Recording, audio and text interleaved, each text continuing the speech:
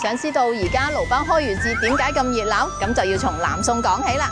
嗰時候漁民喺北江打魚，最怕衰江口嘅風浪，就湊錢起咗衰江祖廟拜北帝。出江前焚香祈福呢個習俗，一續就係600幾年。晉代起就有漁民喺呢度搭棚歇腳。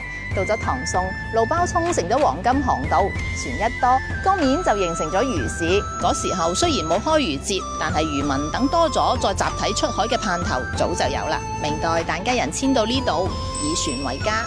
清代更犀利，幾百條漁船逼喺碼頭，河鮮被分銷到廣州、佛山，就變商貿繁華，堪比省城，又叫小廣州。你估下佢哋出船前會做乜嘢？去廟、河灘敬河神、焚香、燒紙、放鞭炮、求魚蝦滿倉。呢個儀式同而家嘅開漁節祈福簡直就係複印咁啊！而家嘅祈福儀式、祭拜江河、平安禮、百船競發都係老規矩。開漁禮包入邊嘅平安結、蘋果就盼住網網有餘、平安歸來。新增嘅醒獅魚旗、百船出航、投魚拍賣、河鮮市集，係俾老習俗添咗新花樣，延續1000年嘅豐收儀式。變嘅係排場，唔變嘅係北江漁民靠水食水、愛水敬水嘅念想。嚟呢度湊下熱鬧就明白咩叫做江河有記憶。